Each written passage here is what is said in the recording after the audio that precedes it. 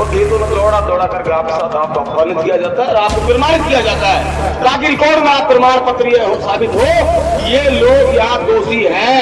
अब इन पंचायतन को भी ऐसा हो जाएगा हाल कि दुनिया लोग रहेंगे रोज पंचायत चुनाव लोग हाथ हमसे भी पत्रकार हमने पहला सवाल जो पूछे वो यही पूछते हैं, तो भाई आप भी जो है ना बच्चों की तरबियत के ऊपर ध्यान दीजिए। हमारे इलाके को जानबूझकर सियासती एतबार से लगा लो, चाहे कैसे भी लगा लो, बहुत सारी साजिशें रही। उनके बच्चों को रोजगार से दूर किया गया।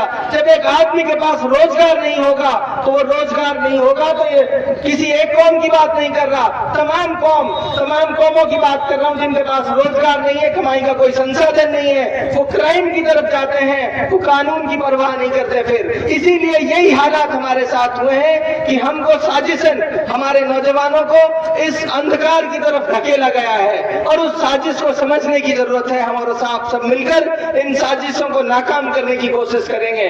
और साथियों एक बात और कह रहा हूं आपसे, इस मुल्क पर कुछ फितना परस्त ताकतों की फिर नजर है। वो फितना परस्त ताकतें इस मुल्क को कमजोर करने का काम कर रही हैं। और गांधी जी जब मेवात आए थे तो उन्होंने ये कहा था कि मुसलमान मेवात इलाका रीढ़ की हड्डी है हिंदुस्तान की, वो देश जिसको पूरी दुनिया मानती है, पूरी दुनिया जिस व्यक्ति का सम्मान करती है, उस व्यक्ति ने मेवात को अगर ये कहा कि वो रीढ़ की हड्डी है तो शायद आप उलमा हजरात की कुर्बानियों की बुनियाद पर उसने कहा कि जब भी देश को, जब भी इलाके को जरूरत पड़ेगी तो ये वो लोग हैं जो इस देश को बचाने का काम करेंगे।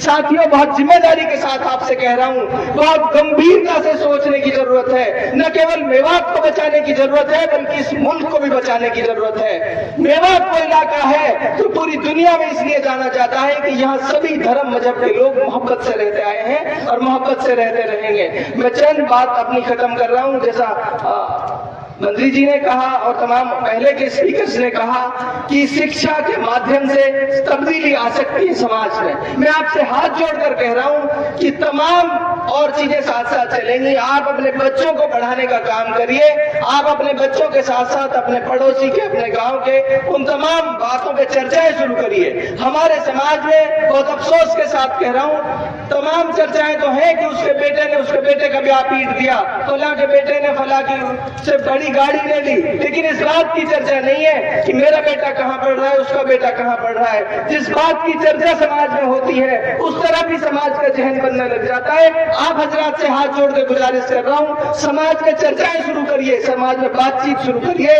कि शिक्षा के माध्यम से तब्दीली आ सकती है। अल्लाह के नबी ने भी कहा कि शिक्षा के लिए चीन तक भी जाना पड़े तो चीन तक भी जाइए। एक अकेली कौम, एक अकेला मजहब ऐसा है इस्लाम जिसके पैगंबर ने यह कहा कि माँ की कोख से लेकर और कब्र के गड्ढे तक आप इल्म हासिल करो।